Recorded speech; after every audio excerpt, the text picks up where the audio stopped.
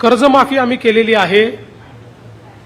या कर्जमाफीमध्ये कुठल्याही अटी आणि शर्ती आम्ही टाकलेल्या नाहीत। एकच अट जी आम्ही टाकलेली आहे ती विशेषतः महाराष्ट्रातली जी आमची बँकिंग सिस्टीम आहे आणि त्यातल्या त्यात आमच्या ज्या जिल्हा सहकारी बँका आहेत या बँका टिकल्या पाहिजेत याकरता टाकलेली ती अट आहे की ज्याच्यामध्ये ज्यांना वारंवार माफी मिळालेली आहे त्यांच्याकरता ज्याही वेळेस आम्ही माफी करणार आहोत पण एका फिक्स्ड राशीपर्यंत त्यांची माफी करणार आहोत आणि उरलेले पैसे त्यांनी भरायचे आहेत।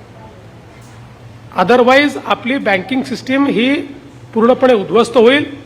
बाकी साधारणपणे 40 लाखापेक्षा जास्त शेतकरी असे आहेत की ज्यांचा विना अट त्या ठिकाणी कर्जमाफीचा फायदा मिळणार आहे।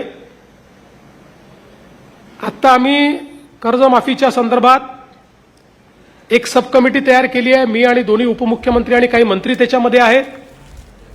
ही कर्जमाफी जशी पुढे जाईल तशी त्यातल्या अडचणी लक्षात येतील, त्या अडचणी सोडवण्याची जी काही जबाबदारी आहे ती या कमिटीला देण्यात आलेली आहे।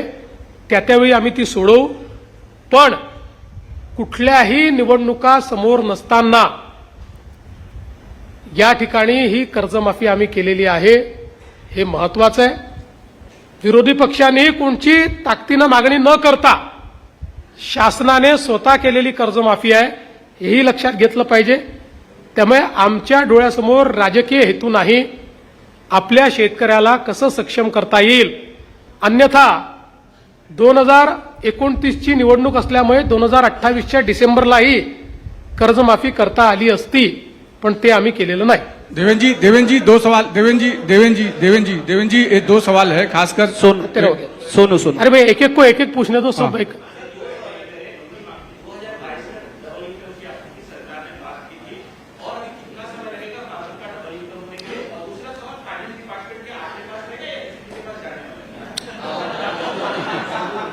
देखिए, पहला जो आपने सवाल किया उसमें त्याच्यामध्ये असं नाहीये की कोणत्याच शेतकऱ्यांना त्याचा फायदा मिळालेला नाही। आज राज्यामध्ये अनेक शेतकरी असे आहेत की जे आपला माल एक्सपोर्ट करतात। अनेक शेतकरी असे आहेत की जे त्या ठिकाणी शेतीमध्ये मोठं परिवर्तन करून मॉडेल शेती तयार करतायत, शेतीला फायद्यामध्ये आणतायत। पण जो गरीब शेतकरी आहे त्याला अजून मदत करावी लागेल। ती मदत राज्य सरकार करेल आणि त्यालाही सक्षम बनवेल। आणि अर्थ खात्याच्या संदर्भात